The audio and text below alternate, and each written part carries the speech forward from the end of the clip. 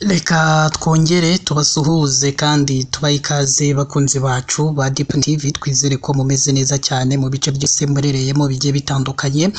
Munkundire tugaruke kuri iyi nkuru, aho kuri ubu ngubu u Rwanda rwateguje izamuka ry'ibiciro by'ibikomoka kuri peteroli, maze abaturage basabwa kwirinda ingendo zitari ngombwa.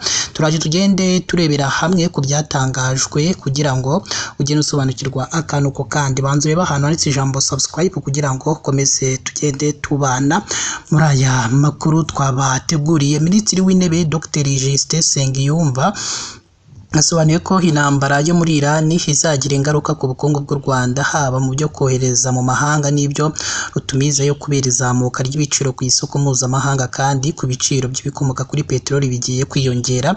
Yasobanuye ko abanyarwanda bakwiye kwitegura ko hazabaho impinduka, ariko ko badakwiye gukangarana. Ati tugomba kwitegura ariko tudakangaranye. Yakomeje agira ati kiriya kibazo kiri kugira ingaruka mu buhahirane mpuzamahanga, cyane cyane ku bijyanye n'ingufu n'ubwikorezi, bikaba byaramaze kugira ingaruka zigaragara ku biciro ku isoko mpuzamahanga, cyane cyane ku biciro by'ibikomoka kuri peteroli ndetse na gazi. Yasobanuye ko ku Rwanda iyi ntambara iri kugira ingaruka ku Rwanda ku buryo bubiri, burimo kugira ingaruka ku bicuruzwa byoherezwa mu mahanga, aho zimwe mu nzira zamaze gufungwa zirimo nk'ibyoherezwa muri Leta Zunze Ubumwe z'Abarabu.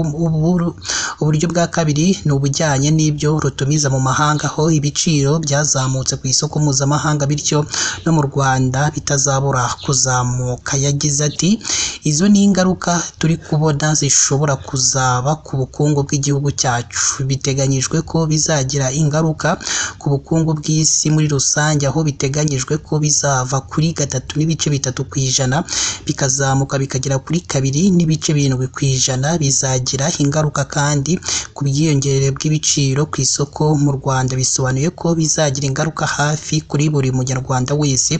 Tugomba kwitegura rero ariko tudakangaranye. Yagaragaje ko abanyarwanda bakwiye kubyitwaramo neza, basaba kumva ko ubufatanye ari bwo bukenewe. Yagize ati ubudahangarwa bw'ubukungu bwacu bushingiye ku bufatanye bwacu twese, tukaba dusaba abanyarwanda gukoresha neza ibikomoka kuri peteroli dufite, harimo no kuba ingendo zimwe na zimwe zitari ngombwa twazihagarika cyangwa tukaba twatangira kwitabira kugenda mu mabisi. Yasabye abacuruzi kutazamura ibiciro ku buryo budafite ishingiro. Abaturage nabo basabwa kwibanda kugura ibikoresho mu gihugu imbere. Minisitiri kandi w'Intebe Dr Nsengiyumva Justin yasobanuye ko igiciro cy'ibikomoka kuri peteroli mu Rwanda kigiye kuzamuka kubera ingaruka y'intambara yo muri Iran. Yagize ati yego, ibiciro biraza kuzamuka, atari ukubera ko twashatse kubizamura gusa, ahubwo kubera ko ari uko isoko ririmo kubyerekana. Ibiciro biraza kwiyongera kugira ngo dushobore kubona uburyo bwo kurangura. Yasobanuye ko mu minsi ishize intambara itangiye, aho kuri ubu imaze kuba 34 ntacyo u Rwanda rwahinduye ku biciro, kandi mbere y'uko hitangira akagunguru ka risasi kaguraga amadolari 70, ariko kuri ubu kageze ku madolari 111.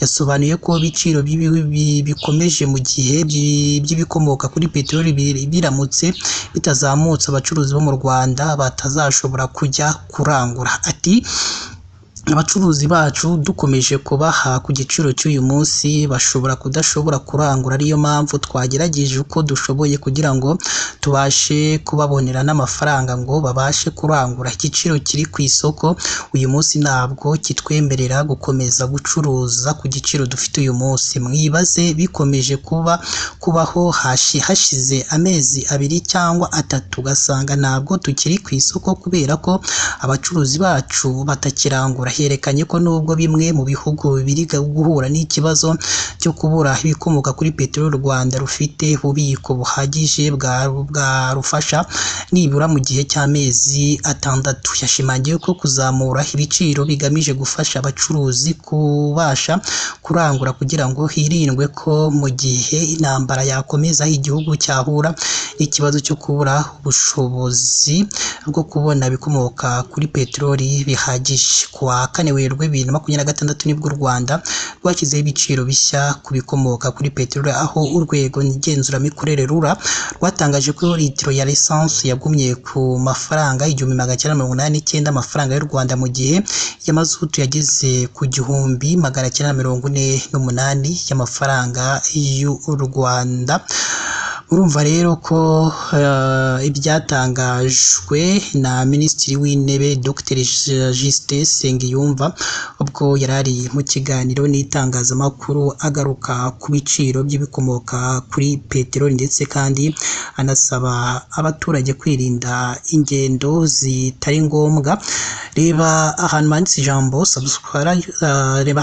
subscribe kugira ngo tujye tubana 5 kuri 5 duha ibitekerezo byanyu, ndetse kandi munaduha n'ibitekerezo nyine gishima ibyo dukora ndetse n'ikitugira inama.